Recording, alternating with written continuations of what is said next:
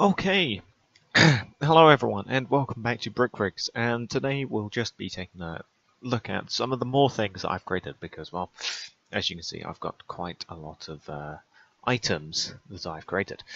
So first up, we're going to take a look at this thing, which, as I said in the description of the Burg gun carrier, I might make different variants, such as, for example, the Wasp carrier, which I've made, and also the Universal carrier with the 2-pounder, which we see in World of Tanks. And so, well, that's what I've done. As you can see, this is the basic Burg gun carrier, but with a slightly modified top, and a 2-pounder anti-tank gun placed on top.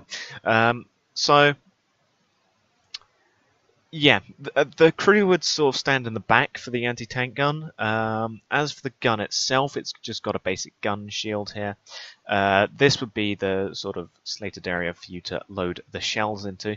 And then that's, of course, supposed to be the gun breech, which would feed in there into the actual gun. The gun itself is a nice little powerful gun. Let's have a look at what different... That's the only guns they have now. Okay, fair enough. Oh no, of course they have that gun. But yeah, so we're using the sort of intermediate gun, as it were. And that's just placed there with a short little barrel, because, well, it's only supposed to be a 2-pounder anti-tank gun, so it's not supposed to be the most powerful thing around. But yeah, so you've just got that mounted there. The rest of it is completely unchanged. As you can see, the interior is exactly the same. It's just that it's got this little anti-tank gun mounted on the top. So as for controls, it's the same sort of standard controls. WSAD, or your equivalent to move it.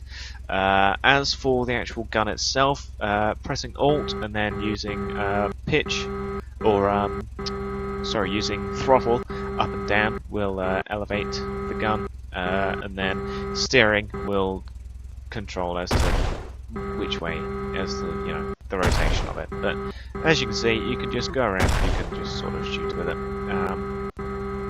That's about it. Technically, you shouldn't be able to do this with it. You shouldn't be able to point it backwards and go kapoo. But, well, this is Brickrigs, so anything's possible. But technically, you'd probably only be able to do it about maybe something like that, perhaps. But you wouldn't have a fully rotating turret. But well, who really cares? But yeah, so there's just the little universal carrier with the anti-tank gun, which I did hint at. And that's everything for my universal carrier modifications, actually. The next thing I created is that I had a look at the Jeep. As you can see, this is just the standard bog-old Jeep that I made. Jeep that I made. And, well, I was looking at what modification I can do to the Jeep, because, well, I'd sort of reached the end of what I can do with the universal carrier. Because there's only so much you can actually accomplish in Brickrigs with regards to the universal carrier. Well, there's a couple of other things I could do. There's a slightly different modification to the 2-pounder version of it, which is where this whole back bit was cut away, given a nice little slope, and then the gun would be mounted sort of back here, slightly elongated, I think the chassis was, but other than that. Then you had a mortar carrier, but there's no real mortars in Brickrigs. So I had a look at what modifications I can do to the Jeep. And as it happens, they actually created railway versions of the Jeep. So I went ahead, stripped off the machine gun, and fitted some railway wheels. And hey presto, the railway Jeep is created.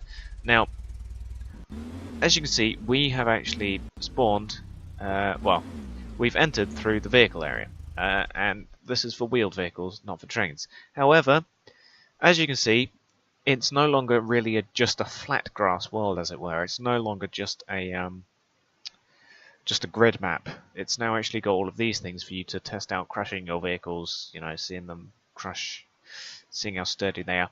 But we need to head over here to the railway tracks for testing out railway vehicles. For example, the railway Jeep. So, as you can see, no steering. I'm pressing A and D, and well, nothing's happening. Because I removed the steering, because otherwise you could be trundling along quite happily, accidentally press the direction, and well, you'd be up the creek without the paddle. You'd be derailed. So I removed that. Secondly, I had to limit the engine. Going too fast makes this thing come off the rails. There's no other way to put it. So it's been limited to 20 miles an hour, the same as the Toad anti-tank gun is for the Jeep. So yeah. But other than that, it's just the bog old standard Jeep. The reverse speed is 4 miles an hour, so yeah, you're not breaking any world records with it.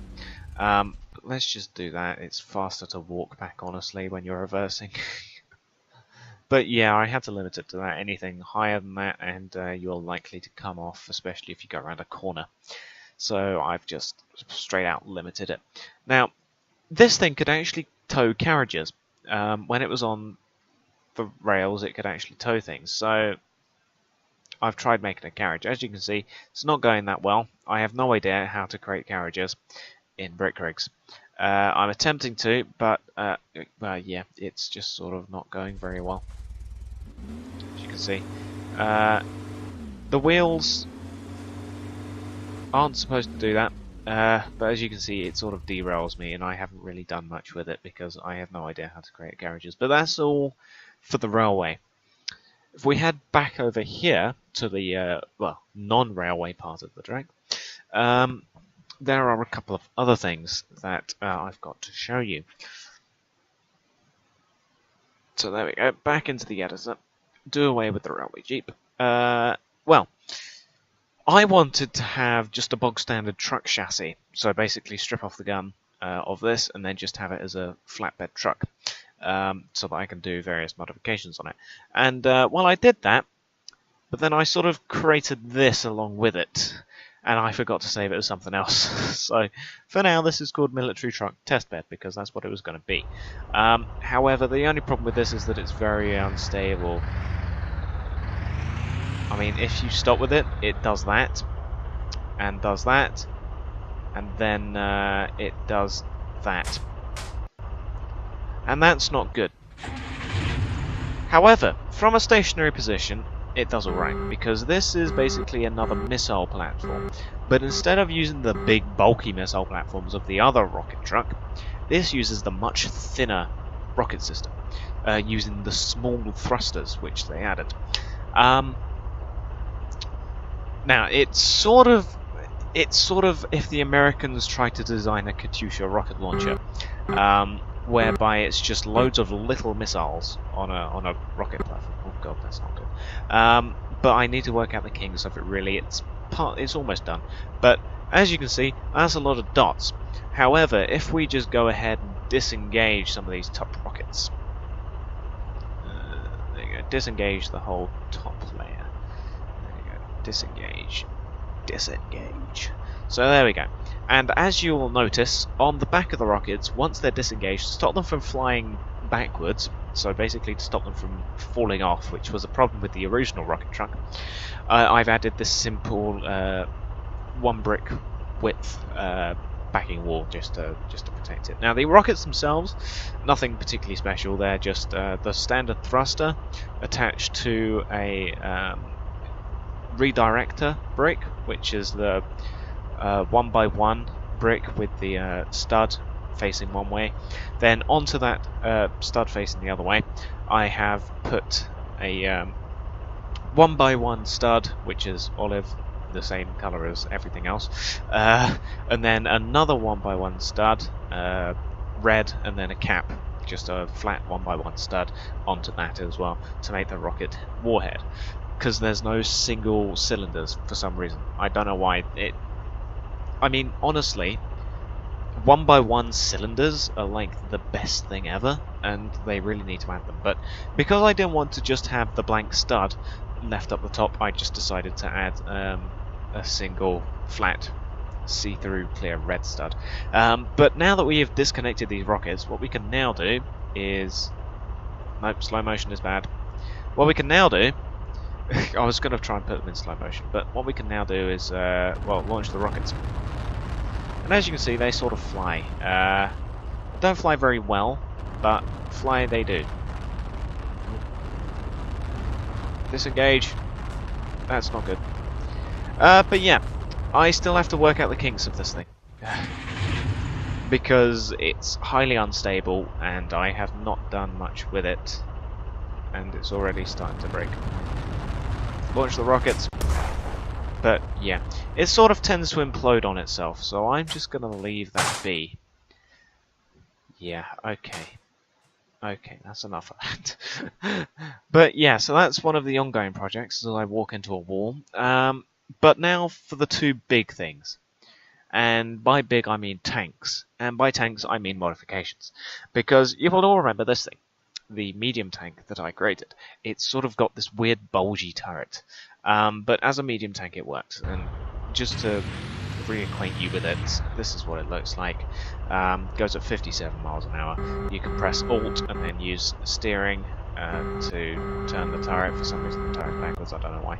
There's no gun elevation, but you can go into first person. As you can see, in first person, you've now got the view.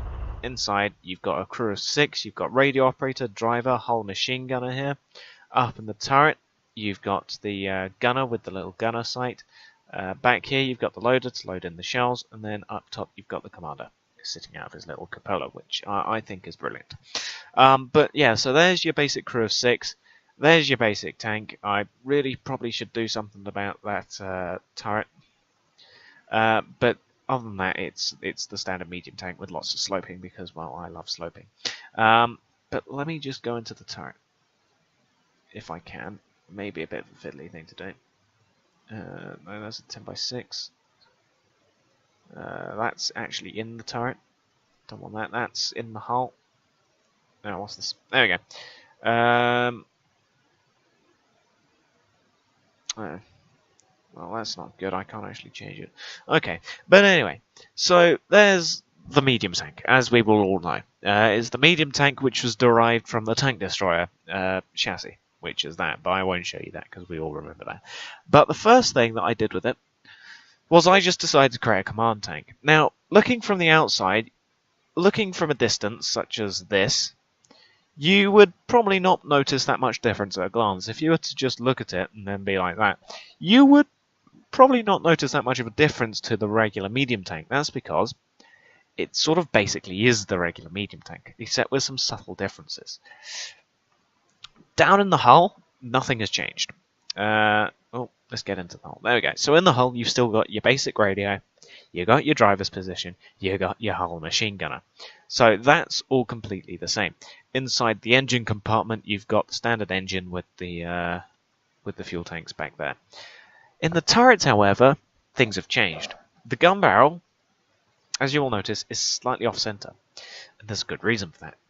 Because if we dive down into the turret, you will notice there is no gun breech. There is no gun anything. Oh, that's because we're in the hull. That's because we're actually still in the hull. There we go. Into the turret, as you will notice, there's no hull breach. There is no gun breach. And that's because the gun is off-centered because I needed it to go somewhere. Because command tanks always have a dummy barrel. Well, almost always have a dummy barrel. That's to fool the enemy into not targeting them. Because if there's several other medium tanks around, the enemy will just start shooting medium tanks. They won't specifically sort out the command tank unless you give it a big neon sign, remove the barrel completely, and say this is a command tank. So the gun barrel has been left there to try and fool people into noticing or into thinking that it's a regular medium tank. So the barrel is off center because, well, the way that the gun worked is that it was sort of floating because it attached to the actual gun, which was then attached to the whole breech mechanism that I added. But I can't fit anything onto these barrels. Redirectors don't work on the barrel. You can't connect a redirector onto the barrel, which is unfortunate, so I just sort of had to plonk it on there. But yeah, so I sort of moved the whole barrel slightly just to keep the barrel there. As you can see, there's not really that much of a difference from a distance. From a distance, it looks alright, and that's the main thing, so long as it's passable at a medium to long range distance. Up on the roof, more aerials, because, you know, being a command tank, it sort of tends to have lots of radios in it. And so, yeah, aerials have been added, extra aerials. Actually, in the hull, or not in the hull, in the turret, let's enter it, there you go, come on, There we go. In the turret, everything's been stripped out to make way for several other radios. As you can see, we've now got 4 radios in total in here. We've got this yellow one, this blue one, this red one, and then you've got the green one back down here, which is for the standard inter-tank communication. But these extra radios, you can designate them as you will.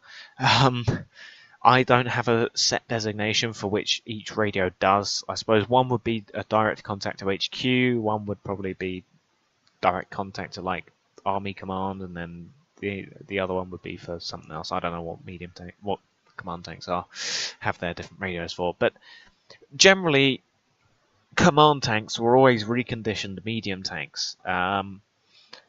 Generally, because there's normally a lot of medium tanks about, so reconditioning a couple of medium tanks is, may as well. Which is why I've just adapted the medium tank to the command tank. So yeah, that's about it for the command tank. If you go out into it, it won't feel that much the same. If you're in the driver's position here, you will notice absolutely no difference whatsoever. You may as well be driving a normal medium tank. If you're in the machine gunner's position, yeah, I don't actually have a spot for you to look out of in there. If you're in the radio operator's position, well, there's no real difference either. But if you're up here in the regular gunner's position, as you will notice, there is no gunner's sight, one thing. Secondly, the gunner's chair has actually been turned 90 degrees so that you're facing this radio. The loader's position hasn't actually moved, but you've now got this whacking great radio set in front of you. And then as for this is an extra chair that I added for this third radio operator. So yeah. Other than that, not much has changed. You sit in the commander's chair. Well, yeah, I suppose actually, yeah, tank commander's chair. Nothing has changed. You're still in the little cupola. Looking around, you will notice you have got various aerials about. And, well, yeah, there's that. One other difference is that the turret does not move. As you can see, alt and steering does nothing. That's because I removed the turret ring. So, well, being a command tank, the turret has got no purpose in a battle. The gun is a dummy gun, so why do you need a rotating turret? So, yeah. The turret doesn't move, but other than that, it's the standard bog old medium tank. As you can see, no speed limit, so you can keep up with your medium tank wolf packs, you can keep up with the Panzer command, and well, yeah, that's it. Which is generally sort of what command tanks could do. They could keep up with the front lines. Oh god, don't know why that happened. There you go. But there's one other modification, which I think is my best creation out of all these things, and it's the Burg Panzer. So the Burg Panzer is essentially a recovery vehicle. Well, it's a sort of repair and recovery on the move mobile workshop, as it were. I took this design heavily from the Burg Panzer Panther, hence why it's called a Burg Panzer, because at the time I was just thinking, well, because I've got this model, I've got a 1/72 scale model of a Burg Panzer Panther, and I just noticed that it's got that wooden tray up the top, which has got a crane and various other bits of equipment on it, and so I was like, why not? And that's just a reconditioned medium tank. So I took my medium tank, chopped off the turret, chucked it in the bin, and built this thing. So the actual floor here is just two 10x6x1 plates which have been dyed oak. The walls are just 2 high, single block width oak again. Just a little 1x1 ramp. Actually, on top of that, we've got first up some spare wheels here, just because otherwise it looks a bit empty. So we've got a couple of spare wheels here on these axles. The axles have been removed from being driven, braking, handbrake, or anything really. So they serve no purpose other than to actually hold the wheels, which is what I wanted them for. So yeah, so you've got a couple of spare wheels there. Then you've got this, which is a toolbox. These bits are supposed to be sort of big slide-out trays, so that would be the handle. That's the actual tray, and then you slide it out that way. These are little trays, so they're the sort of smaller square trays, and they're just made by a 1x1x1 brick with a 1x1x1 stud. These are the 2x1x1 jumper plates, as I think they're technically known. As for the backing, it's aluminium because, well, big toolboxes like this are generally sort of made out of some sort of metal. So that's just aluminium, and the reason that this is aluminium and these aren't is because I wanted you to know which are supposed to be trays. So these 4 are supposed to be trays, these 4 are supposed to be trays, and that's just supposed to be a top. So I didn't want them aluminium because they would sort of blend in, as it were, and you wouldn't be able to distinguish them. So they're a different colour just so that you know those are the trays. Up the top I've just written tools in case you didn't quite know what it was for. But now we've come to the big thing, which is this, which is a crane. Because, you know, things are heavy. And they're heavy to actually lift onto the Panzer. So this is just a simple crane. You've got a 2x2 turntable down here. On there you've got some actuators. It's a sort of square of quad actuators, and then you've got a simple brick, 2x2 by 1 plate, and then on top of that another quad mount of actuators. Then on top of that this crane thing. The crane unfortunately doesn't really work, because if we look at actuators, there's no side-to-side actuators to actually allow it to move, so I have to make do with these runners, the couplings.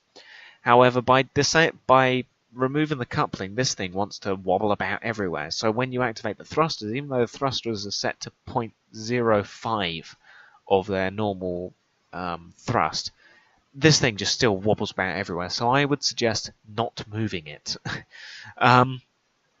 But yeah, so that just sort of runs down here. You've got the stopper there, you've got the stopper back here.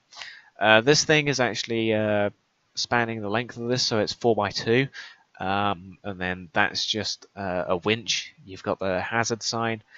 You've got this just to attach the thrusters. So there's one each way, so you can sort of move it either way.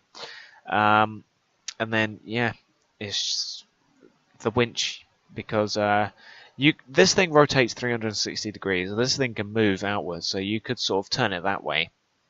So you could sort of have it facing this way, and then you could just use the crane. Because, you know, that's cool. But then you would just have to grab onto that. You would have to extend it, grab it, and then just attach it to whatever you needed to lift it up to. To the side of it, you've got the controls for the crane, which is just made with an aerial, couple of flat red and green studs. See, clear red and green. Just a little grill on top to make it look nice, another black grill.